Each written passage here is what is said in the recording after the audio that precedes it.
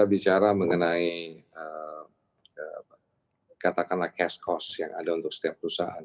Nah, unik daripada batu bara sendiri seperti bahwa ini adalah karakter alam. Jadi kalau bicara, secara industri, pasti kita bicara bahwa semestinya memang jangan sampai bahwa we have, above the 60 or 62 karena tapi bicara lagi tadi bahwa ini sangat kompleks karena bicara caloric value-nya setiap perusahaan itu berbeda, ada yang 4.200, 4.500, ada yang 6.000. Yang Anda bicara misalnya adalah mungkin dalam konteks, contohnya di 6.200, caloric values.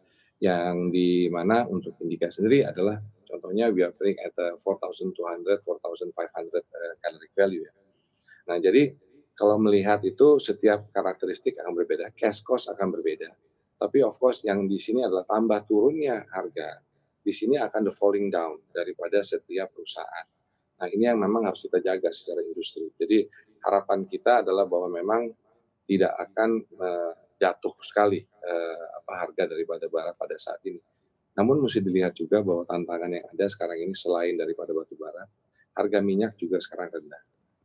Nah, tapi balik kalau saya fokus, rather than we fokus terhadap harga berapa yang harus kita ini kan, tapi bagaimana kita secara industri bersama-sama menjaga konteks pertama jangan sampai jumlah produksi juga kita lakukan memproduksi sebanyak-banyaknya. Karena kalau tambah banyak produksi, supply-nya tambah banyak, harga akan dengan sendirinya jatuh. Jadi kita harus juga menjaga, jangan sampai produksinya overly. Nah, itu yang penting sekali. Nah, jangan itu dengan demikian supaya signal kepada pasar juga kita Indonesia tidak menyuplai batu bara berlebihan dengan untuk menjaga itu. Nah, semuanya balik kepada optimization tadi. Nah, contoh kita sendiri, we are producing sekarang ini dalam kuartal pertama kurang lebih 8,8 juta ton kita sudah produksi di Kideko. Terus juga di mana di tambang kita satu lagi di Mutu kita produksi buat 500.000, sudah itu juga kita sekarang ini kalau dari sisi sales kurang lebih sama 8,8 juta ton yang kita lakukan di kuartal pertama 2020 ini dan juga di untuk Mutu di angka 300.000 ton. Nah, itu yang penting kita lihat adalah supaya jangan oversupply. Mari kita bersama-sama jaga ya, dan kita juga bicara dengan pemerintah, dengan asosiasi semua. Janganlah lagi dengan masa demikian, memang masa sulit, tapi bukan berarti memproduksi sebanyak-banyaknya. Itu Baik, menjadi jawaban, karena tambah banyak produksi, harga akan jatuh.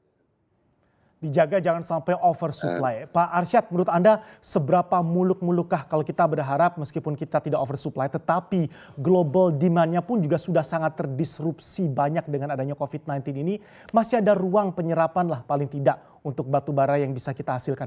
Plan B apa yang sudah disiapkan oleh Indika Energi kalau banyak pengamat mengatakan ini adalah bearish year bagi batu bara? Betul, Iris, bukan hanya untuk batu bara, saya rasa untuk semuanya. Nah, namun balik tadi bahwa sebetulnya saya kaitannya semua dengan adalah economic growth.